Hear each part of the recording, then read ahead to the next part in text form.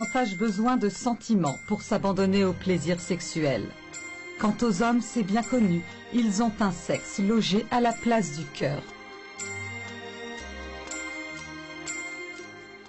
On s'est rencontrés avec une fille, on avait vraiment envie de baiser.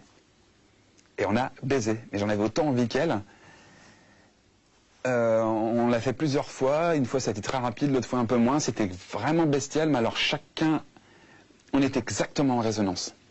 On avait envie de passer du temps, au lieu de le passer à rien foutre, eh ben, de le passer à baiser. Et du coup, mais vraiment baiser, c'est bestial et tout, mais quel plaisir on a pris. C'est l'histoire de ces coups d'un soir dont les hommes aiment faire gorge chaude, de ces pulsions érotiques qui emmènent au 7e ciel. Mais parfois, l'orgasme laisse un goût amer. C'est le post-coitum triste. Quand on baise comme ça, pour se faire du bien, l'après est un peu différent. Il est moins glorieux, disons. C'est comment après? Ouais, sur le post-coitum. Ouais, c'est légèrement dépressif.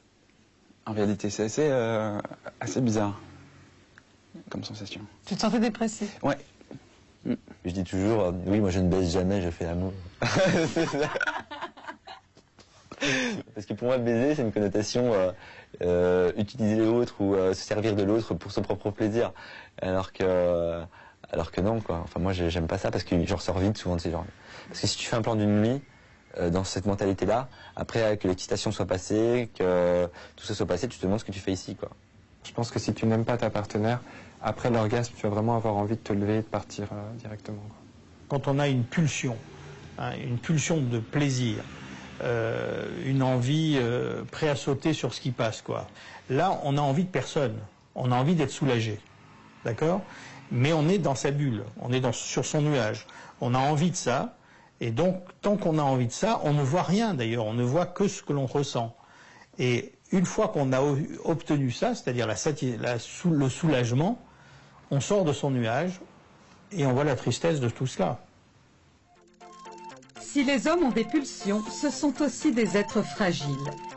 Et souvent, leur sensibilité reprend le dessus sur la mécanique.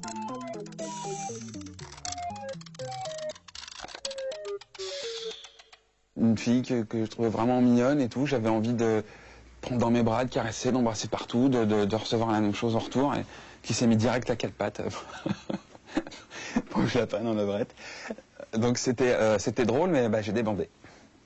Comme quoi, hein, c'est pas toujours comme dans les films pornographiques, hein, c'est pas toujours comme ça que ça marche. Je sais qu'il m'est arrivé une fois de rencontrer quelqu'un où dès le premier jour, il y a eu un mini acte sexuel, c'est-à-dire qu'on était au lit et puis il y a eu une petite pénétration et en fin de compte, j'ai vu que ça me plaisait pas du tout et puis j'ai arrêté en fait, j'ai arrêté tout de suite et on a fait dodo, point. Mais j'ai senti tout de suite que j'étais pas prêt pour ça en gros, quoi. J'aurais pas apprécié ou je me sentais pas à l'aise, donc j'ai préféré arrêter tout de suite. Tu veux dire que les hommes ne sont pas que des bêtes? Ils ne sont pas du tout des bêtes. Je dirais pas que des bêtes, mais ils ne sont pas du tout des bêtes. Enfin, à mon niveau, un homme, c'est pas une bête, non. Un homme, c'est un être humain qui a une sensibilité comme une femme, qui n'est peut-être pas développée de la même manière. Mais non, Patrick, vous n'êtes pas des bêtes.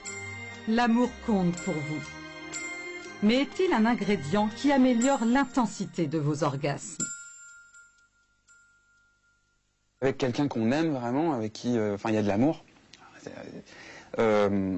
déjà le fait de faire l'amour, même si c'est pas très longtemps, déjà ça procure un plaisir quand même immense qui va bien au-delà de l'éjaculation parce que, encore une fois, on a partagé quelque chose. Ce qui importe, c'est est-ce qu'ils étaient en phase avec l'autre, quoi. S'ils sont en phase avec l'autre, ils auront beaucoup de plaisir. Et ça, c'est toute la nuance que les hommes décrivent quand ils font l'amour parce qu'ils ont une pulsion et quand ils font l'amour parce qu'ils sont amoureux. Même si c'est amoureux transitoire, peu importe. Mais quand ils sont dans une relation forte avec quelqu'un, c'est automatiquement multiplié par 10. Parce qu'il y a de l'émotion qui est derrière, il y a pas que l'acte technique. Quand on voit au jour d'aujourd'hui des jeunes hommes et des jeunes femmes aussi d'ailleurs, qui disent avoir fait l'amour souvent, fréquemment, longtemps, mais l'un et l'autre, ils ont eu un orgasme et ils s'ennuyaient. On a envie de dire c'est triste, quoi. C'est-à-dire que mécaniquement, même physiologiquement, tout fonctionnait, mais il manquait l'étincelle, quoi. Franck a eu l'étincelle à l'approche de la quarantaine. Il a découvert une nouvelle forme d'orgasme à travers une grande passion amoureuse. Elle m'a donné la puissance du sexe avec la puissance de l'amour. C'est un mélange des deux, rare, mais précieux, qu'on peut à un moment donné découvrir. Alors on peut le découvrir très tôt dans sa vie, et il se trouve que pour moi c'était très tard.